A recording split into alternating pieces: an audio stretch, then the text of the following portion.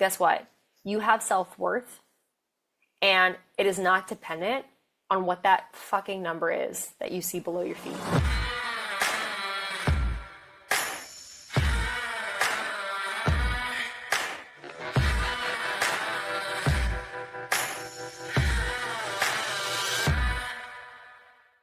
Today, I want to talk to the woman who is frustrated because she is doing the strength training, she is eating the healthy food, she is getting a walk in, and for some reason, she is just unable to lose the fat.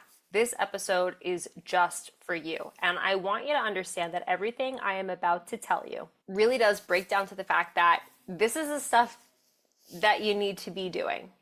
And there's a reason as to why not everybody, has this strong, lean figure. It's because it takes work, and it takes really healthy habits, and it takes, being disciplined and doing things that not everybody else is necessarily willing to do. Everything I'm going to share with you today, I want you to understand this is coming from a kind place, and it's coming from a place of, these are just the facts. So if you are somebody who wants to lose weight, and more specifically, you're somebody who wants to lose fat, and you want to do it in a healthy way, some of the big things that we need to look at: are you strength training? What's going on with your nutrition? What's going on with your overall daily movement? What's going on with your sleep? What's going on with your hydration? These are just like our base pillars that we need to look at in order to lose body fat. I see this all over social media. I see so many women who are just like, I'm in perimenopause, I'm in menopause, I just can't lose the weight. And I will tell you, I have had conversations with women who have very healthy habits. They are doing the strength training, their nutrition is dialed in, and they've gone through perimenopause. They've gone through menopause.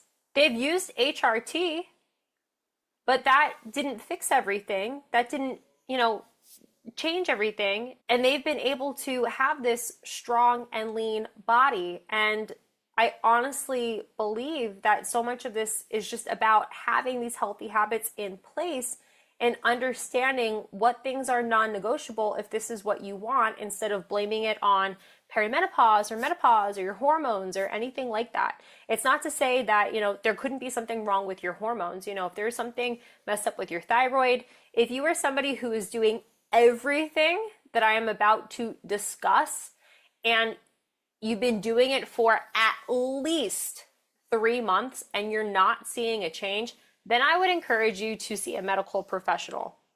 But before we need to get doctors involved, you got to be honest with yourself. Do you have the healthy habits in place that are actually going to allow for fat loss? All right, first we need to talk about strength training. Just because you pick up a weight doesn't mean it's going to help you build muscle, speed up your metabolism, and allow you to drop the body fat more efficiently. It doesn't work that way. You have to pick heavy enough weight. You have to be in the appropriate rep range to build muscle. Ideally, on average, that's going to mean 8 to 12 reps for 3 to 6 sets. And doing compound exercises, doing exercises that are going to hit really big muscle groups so that they are working and giving you the most bang for your buck and the most bang for the majority of surface area. So doing things like squats, deadlifts, bent over rows, chest press, these are the exercises that are really going to hit the big points of the body to allow for a lot of change to take place and help aid in fat loss. Now, if your form is off, that's going to mess things up.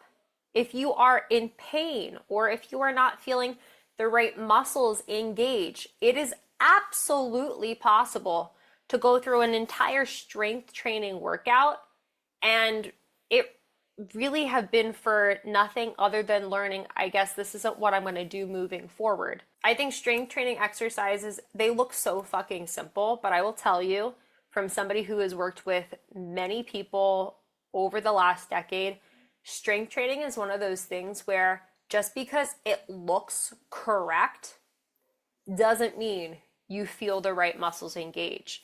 Being able to create the right tension, being able to use your breath, being able to have proper alignment, being able to take advantage of full range of motion.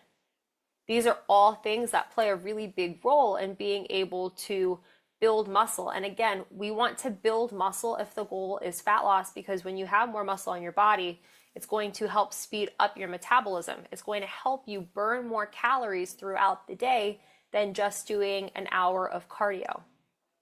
So knowing that that's the goal, your form has to be on point, and you have to use heavy enough weight in the right rep range. You know, if I ask you to squat 12 reps and you go for a 10-pound dumbbell, and in actuality, you could probably do that for more like 30 reps.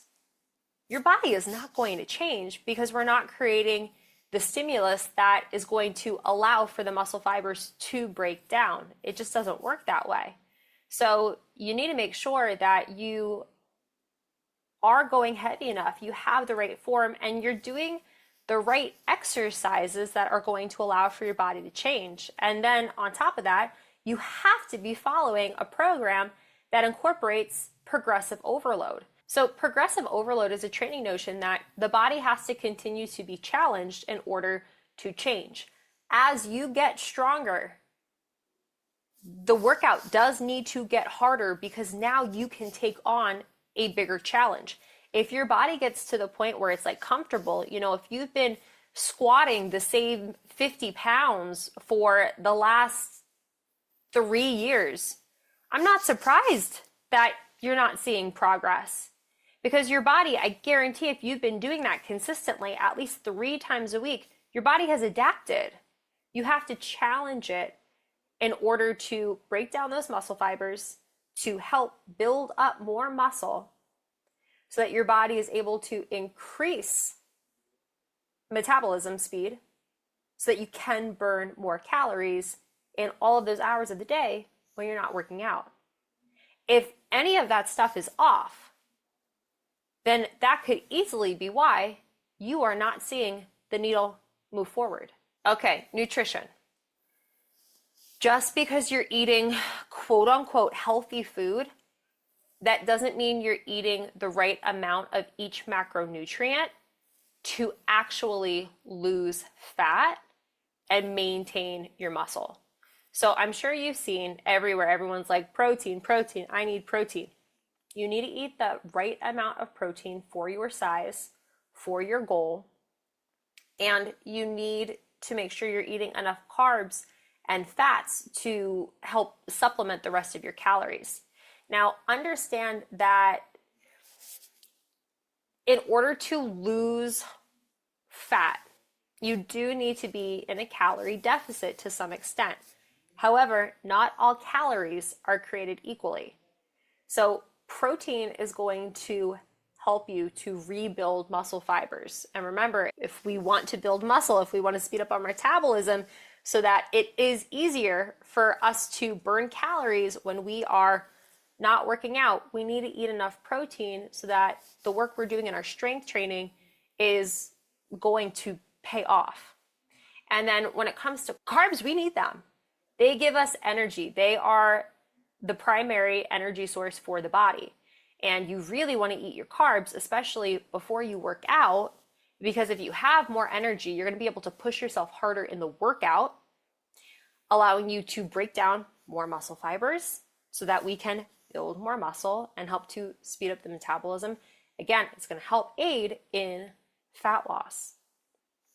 And then when it comes to fat, we need our fats. We need our fats to help regulate hormones.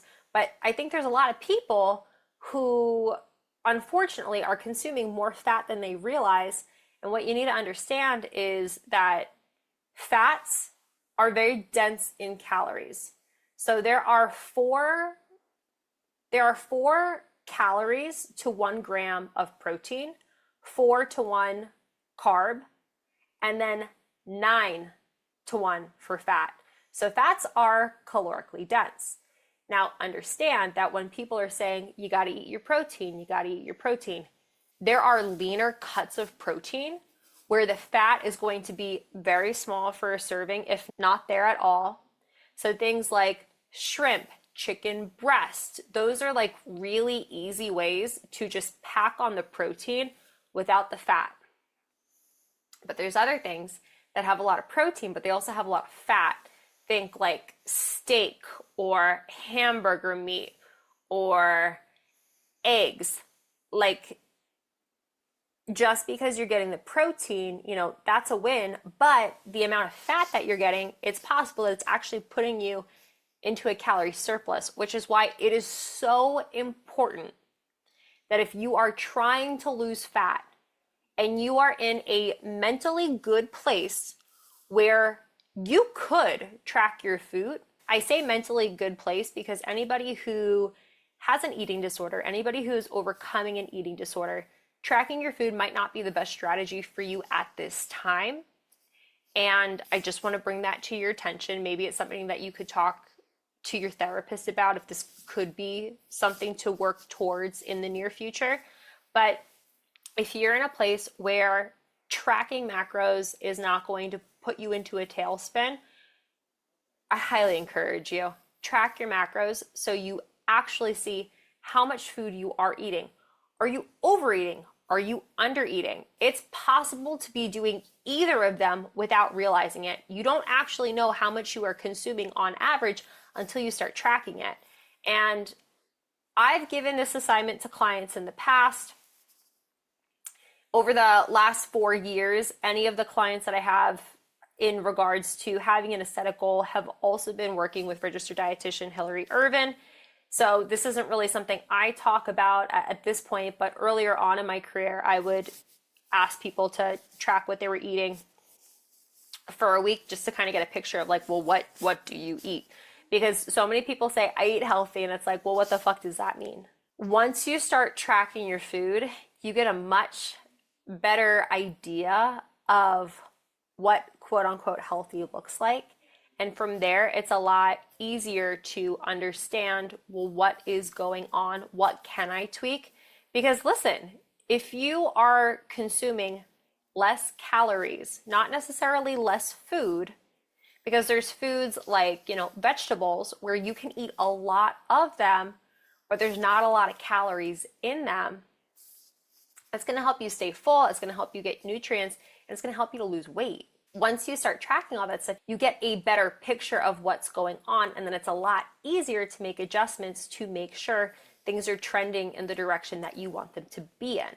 Now, I find a lot of people don't want to do this because, yeah, it's time consuming, and yeah, it takes up more brain space, but then you have to ask yourself, so what matters more? Doing something that's kind of uncomfortable, a little annoying right now, or achieving your fat loss goal. Now, once you start tracking this stuff, I would highly encourage you, go work with a professional, go work with somebody like Hillary Irvin, a registered dietitian, to understand, well, how much should I be consuming based on my current size, based on my activity level, based on my timeline of dropping the body fat, because all of that stuff will play a role in what you are being given to consume. Now, there are free ways of calculating your macros online, and the reason I am going to discourage that is because when you use something like that, it's really easy to over or underestimate your activity levels and not get the fairest numbers sent your way. The other thing that I would say is really beneficial in terms of working with a professional versus doing this on your own is the gradual decrease based on how you are doing week to week. So if you ask most people, or if you Google this for yourself, they're going to say, in order to lose fat, I need to subtract 300 to 500 calories off of my maintenance calories to start to see the scale go down. Now, one thing to keep in mind is you do not want to do this all at once. If you just cut out 500 calories cold turkey, it's probably going to be really hard to maintain because your body just lost a big chunk of calories. So if you can go about this gradually, it can make the whole process significantly easier. Okay, two more things in regards to eating. Liquid calories are still calories. So alcohol is something that adds up super duper quick. Is it possible to still enjoy a glass of wine, a bottle of beer, a cocktail, and still hit your fat loss goal? Absolutely. However, are you ready to start building strength but feel overwhelmed by complicated workouts and influencers on social media? Foundations is your answer. If you're new to strength training and want a simple, effective way to get stronger, build muscle, and drop body fat, Foundations was designed just for you. What you'll need to get started are just 3 kettlebells. That's it. These 3 kettlebells are all you need to unlock your strength, start building muscle, and start seeing real results. There's no fancy moves, no complicated routines, just the basics that will help you to progress safely and confidently.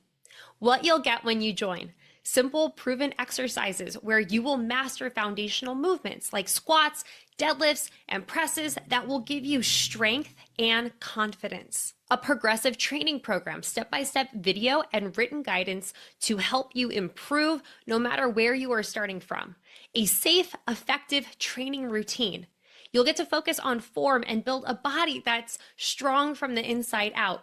And the best part, it's DIY. You can start right away, no waiting around. You just buy the program today and you get to start building strength from the comfort of your home. You don't need to be fancy to get strong. You just need a solid foundation and the right approach. Foundations is perfect for the woman who is new to strength training and wants to take it at her own pace. She wants to feel empowered, she wants to feel strong, and she wants to feel more confident in her body. If you're ready to begin, visit www.colleenconlon.com for more details and grab your Foundations program today. Again, all you need are 3 kettlebells. I'll take care of the rest. alcohol is its own animal. So I told you it's 4 calories to a gram of protein, carb, 9 to fat, it's 7 to alcohol.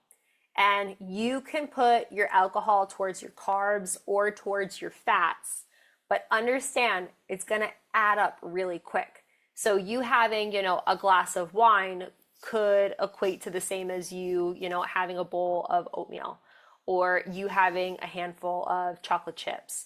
So you can have it, but you just have to understand that it's not, free calories.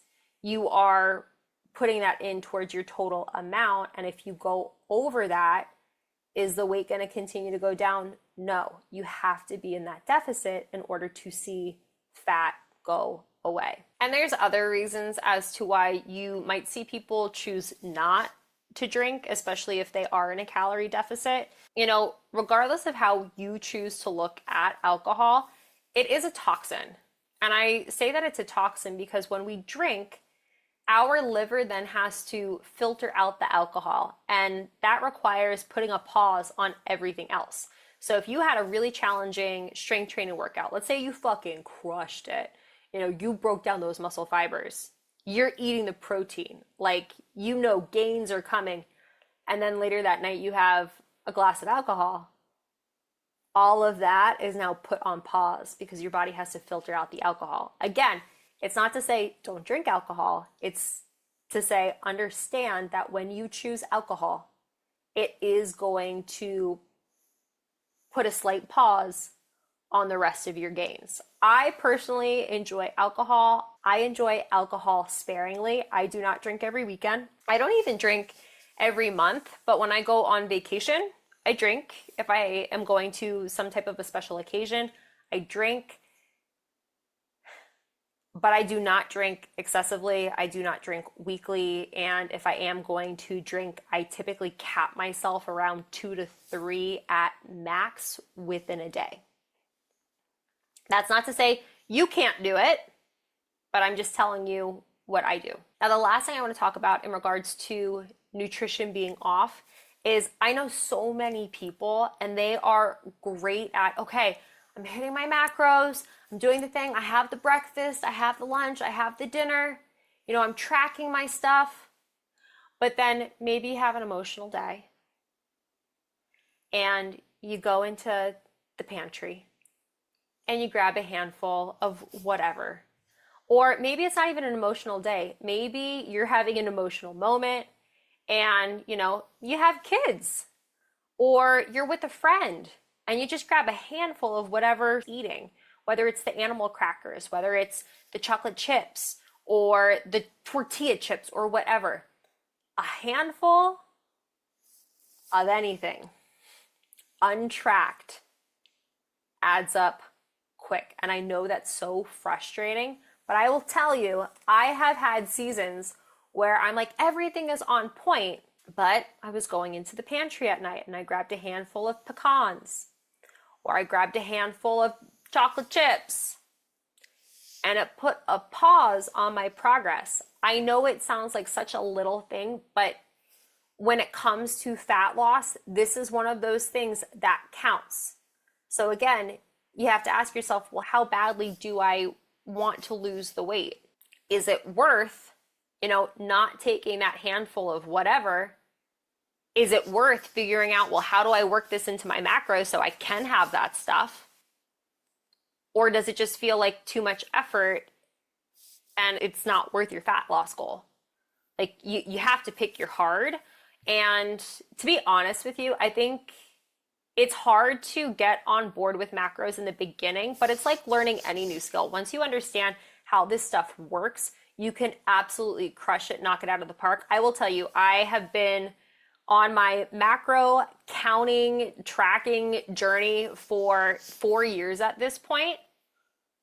I have everything in my pantry. I have, oatmeal, chia seeds, potatoes. I have like more quote unquote healthy looking stuff, but I also have chocolate chips and I have Pop-Tarts and I have alcohol, and there is nothing that I cannot have in my pantry at this point because I'm afraid I'm going to eat it out of, emotion. I think there's a time and a place where sometimes the best strategy you can have is, if you can't control yourself around the food, just don't keep it in your house. And I think the next level is being able to keep whatever you want in your house, knowing that this can be here and I'm not going to eat it out of emotion. I have different strategies in place where I can regulate my emotions without going to food or alcohol. And that can be really hard, and that's not necessarily something that you are going to, fix or make better with the help of a registered dietitian. Maybe you will. I found what helped me in that department was working with a therapist and understanding, where is this all coming from and what strategies can I use so that these are not the choices that I'm making. I think the other thing that really helped me was anytime I've been in a calorie deficit with Hillary, there's a very specific timeline. I get X amount of time to knock this out of the park, and then I'm not allowed to do it again for, a year.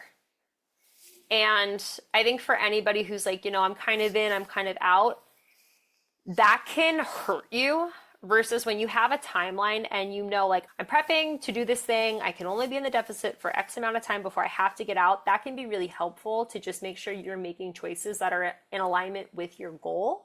But again, when you reach for something that doesn't hit your macros and you end up taking yourself out of the deficit, that is absolutely a reason as to why you are not losing the fat. And I hate to break it to you, for most people, that's what it is.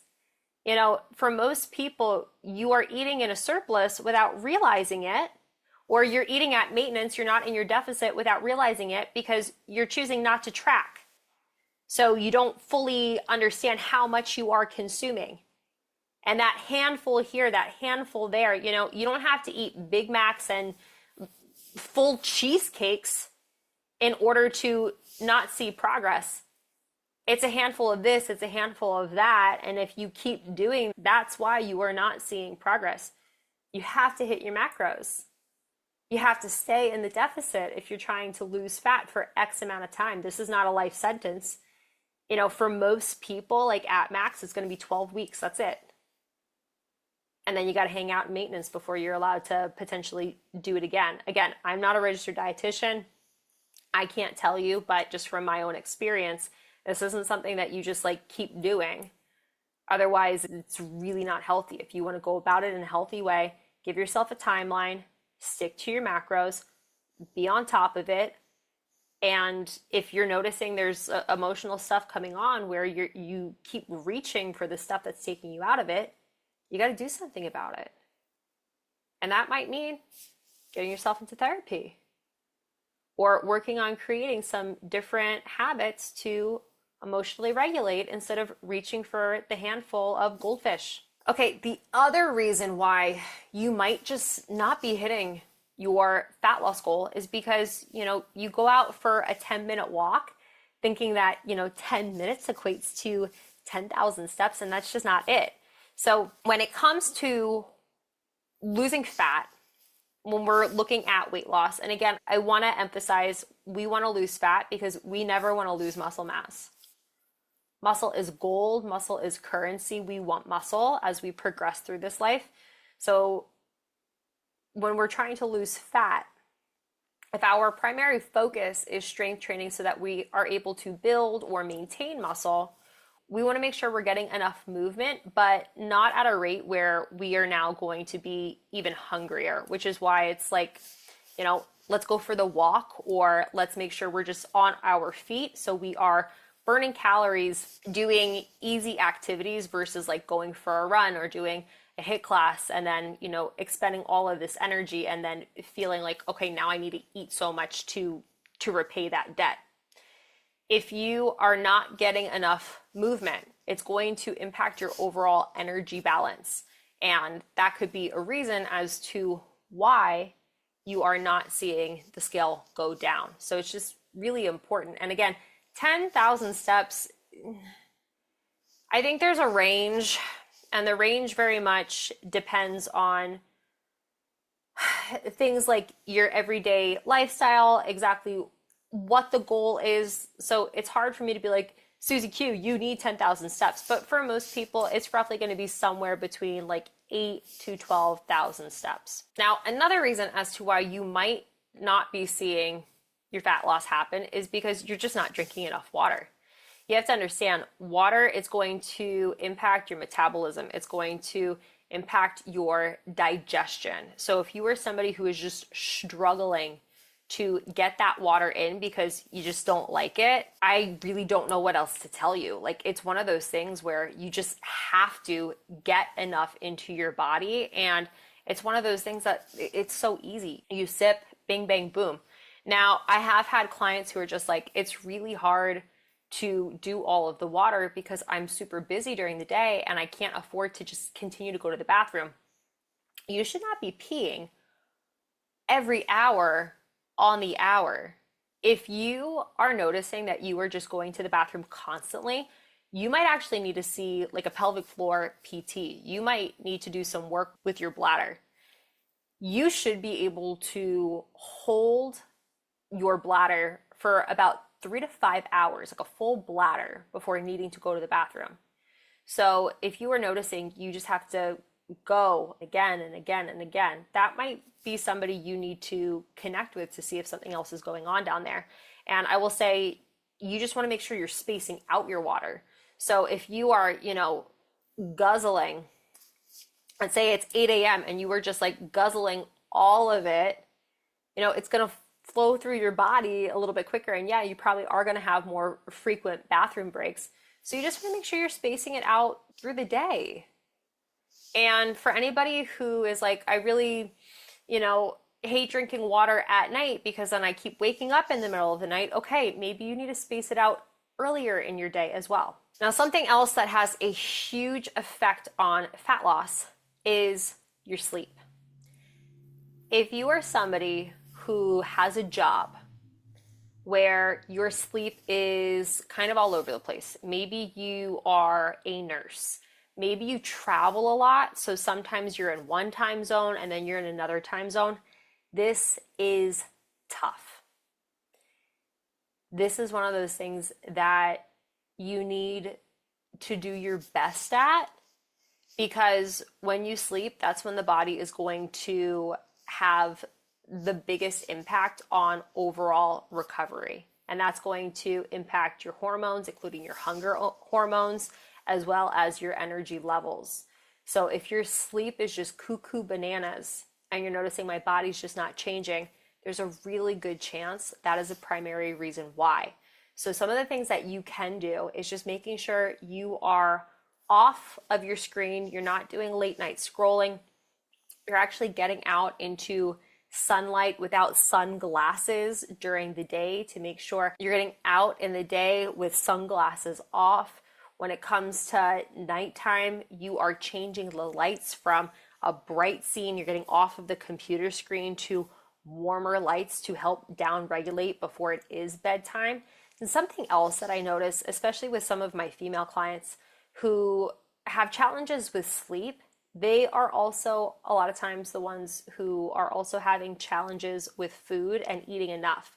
If you are somebody who is not consuming enough calories, that can absolutely impact your overall sleep quality.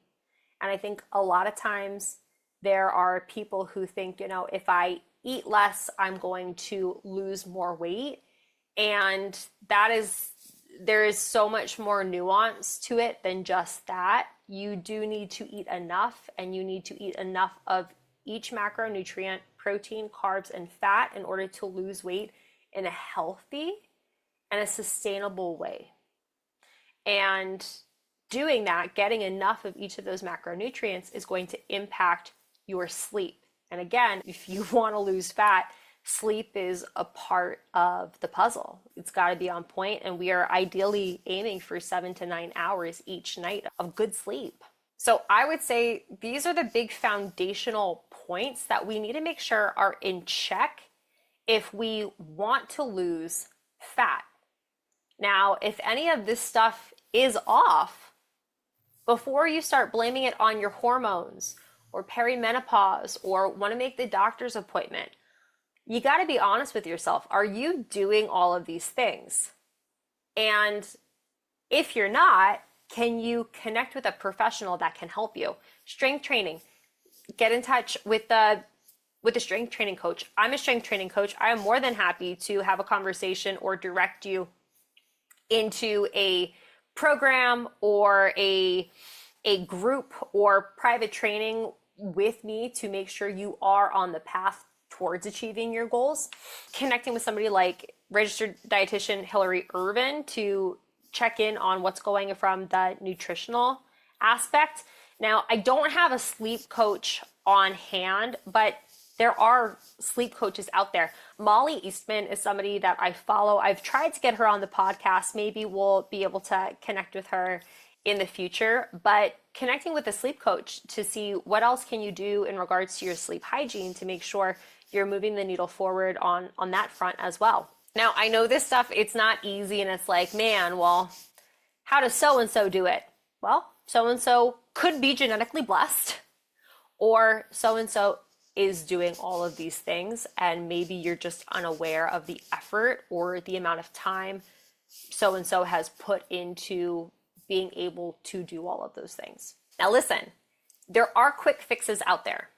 There are fad diets. You can do extreme cardio. There are, detoxes. I'm seeing, people who really do not need to be on GLP-1s getting onto GLP-1s. There's a lot of things that you can do for quick weight loss, but it's not necessarily going to be what helps you in the long run. Sometimes the long way is the shortcut, and developing healthy habits, that's going to be what allows you to get the weight off and keep the weight off without it coming back. And listen, sometimes before we even have the capacity to achieve these healthy habits, we have to get ourselves into therapy. We have to do some mental health work before, investing in the dietitian or investing in the strength and conditioning coach is really going to be extremely beneficial to us. So it's just really important that you are being honest with yourself and meeting yourself where you are at. If you are ready to change the strategy in order to achieve this fat loss, great. And if, it's not the strategy, it's doing some rewiring with your mental health, that's okay too. And then the one last thing I want to bring up to you is the fact that sometimes you actually are losing the fat. Like, it is absolutely possible that you are doing enough with your strength training. You are doing enough with your nutrition. You are moving enough. You are getting plenty of sleep, but the scale's not moving because there are a lot of reasons as to why the scale doesn't move. And it's not necessarily fat. It can be your body retaining water. I have an Instagram series that is up. I'm recording this episode on March 26th. As of right now, I think I have 11 videos up on my Instagram as to why the scale is not dropping. And I have about 10 more things that are going into that series.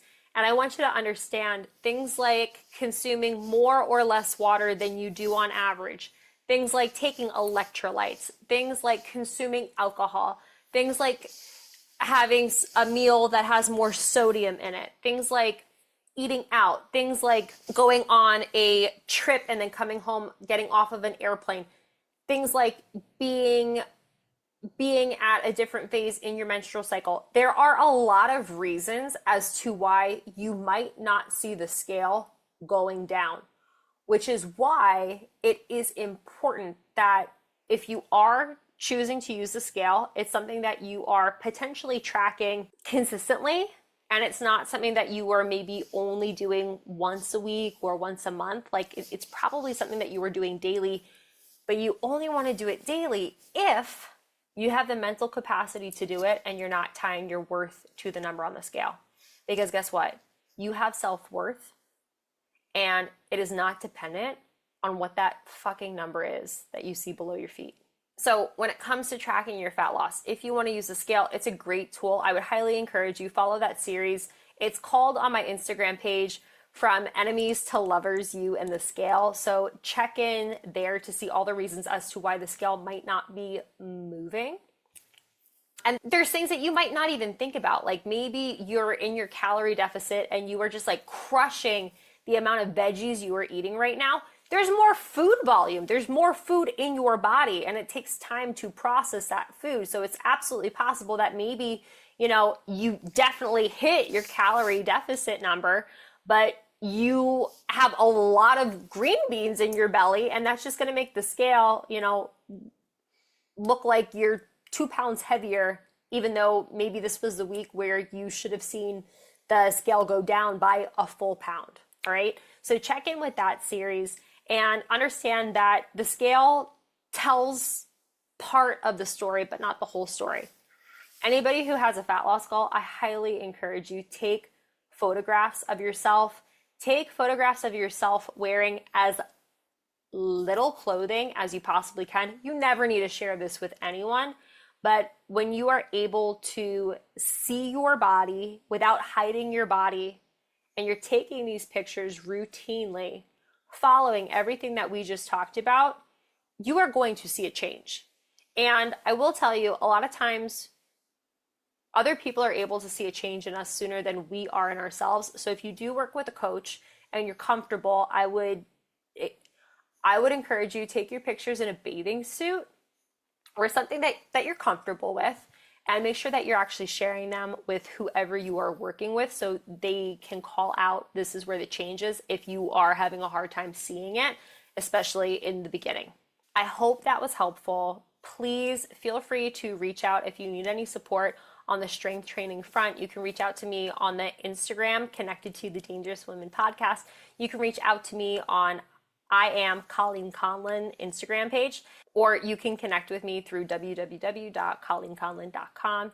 And just remember, fat loss is absolutely possible. before going to a doctor, before thinking your hormones are broken, make sure that all of this stuff is in check, because 9 times out of 10, one of these things is kind of off. And just because you go to the doctor, just because you get prescribed something, doesn't mean it's going to fix everything if the foundation is wonky. Thanks for tuning in. If this episode hit home, don't forget to leave a rating and review. Women are stronger together, so share this with a woman who you want to see rise.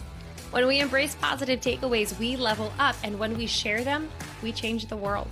Follow us on Instagram at The Dangerous Women Podcast and let us know what you want to hear next. And remember, dangerous women redefine wellness and the world. So be fierce, be authentic, be dangerous.